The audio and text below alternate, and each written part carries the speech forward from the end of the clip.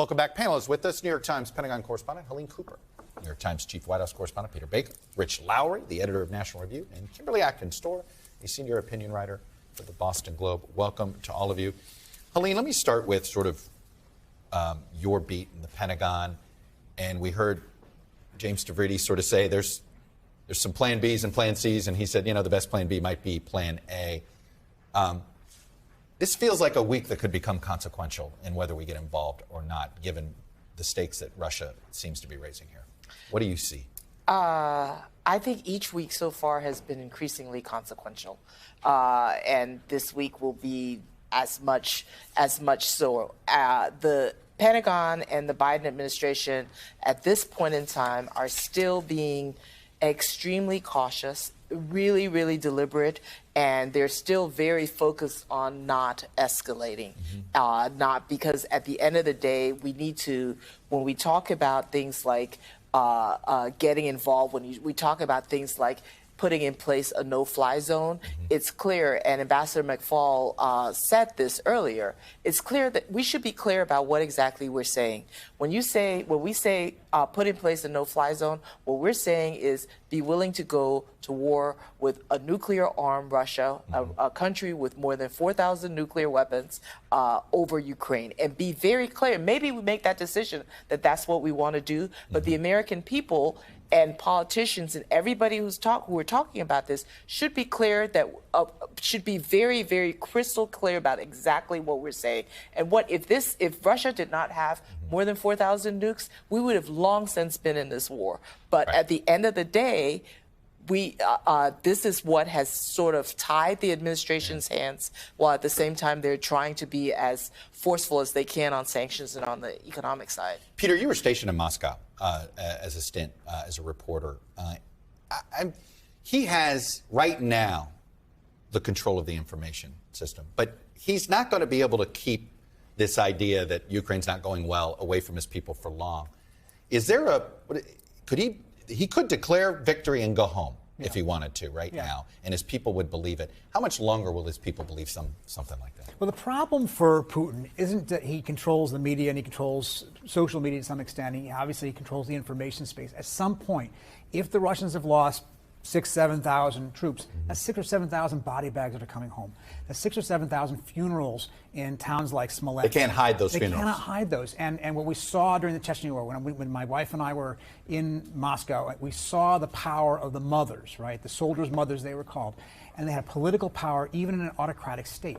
And that's a real problem for him. He could lose public support. Gold Star families have huge power here. Absolutely. They have it there. And they're killing not just, Chechens who are not particularly popular among Russians. They're killing Ukrainians who are their Slavic brothers as they see it. And that makes it even more volatile in a Russian political context. All right, I want to tip a little bit to the political sort of impact of this. What's interesting here is Congress seems to be ahead of Biden. And the public, though, for now seems to like what Biden's done, not necessarily like Biden himself. I want to put up a few things. First, President Biden's decisions on Ukraine, this is some Navigator research polling, nearly 60% believe he's made the right decisions. President Biden's handling of Ukraine, upside down. Nearly 50% disapprove of his handling of it. Shows you, I think, the power of his personality. But Kimberly, I want to show you this.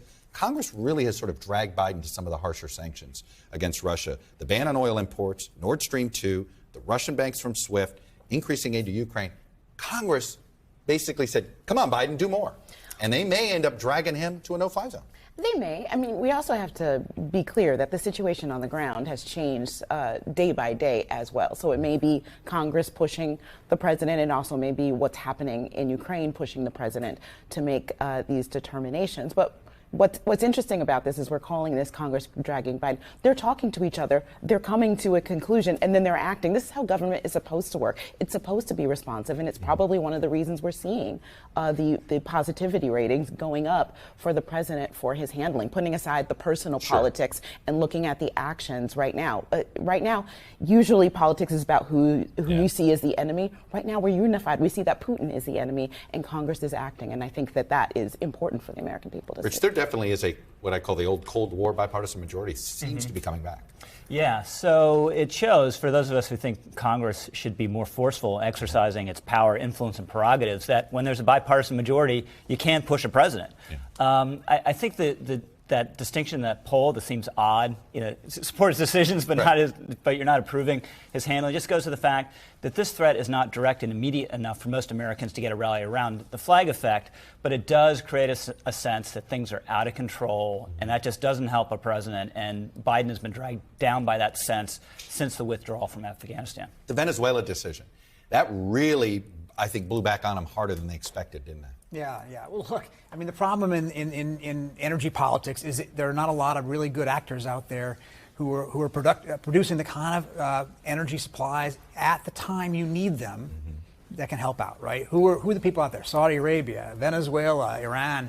People who have the capacity to do it are not the people we like, and that's a fact of life. So you pick Russia as your worst case at the moment because you're mad at them. It makes you have to rethink your friendships elsewhere in the world. And Helene, I want to bring up China. It seems like the administration is divided on whether try to separate China from Russia or just say, nope, treat China publicly as a partner of Russia and see if they then are embarrassed and pull back. It's so interesting watching how the administration is trying to both pull China into this. They're very much threatening China. Be careful how far you go. Didn't guarantee in your sanctions support. though. He didn't. Jake didn't do that. No, he didn't. But there's no doubt that a lot of Chinese businesses are going to be dragged into this. I don't see how they get out of it. But at the same time, you also have on the diplomatic front, you have to look at who can help to bring about some sort of exit ramp. Yeah. And when you start talking about that, you've got to look at Israel, you've got to look at China, and and China could well be the best chance that there is. So there, it's a push-pull right now. When it's good versus evil, you got to sometimes, when you're on the good side, have some ambiguity about discerning the real evil from the somewhat evil, I guess. Anyway, when we come back, a change of subject. I'm going to talk to Bill Barr about his last days as Attorney General, what he thinks of Donald Trump now.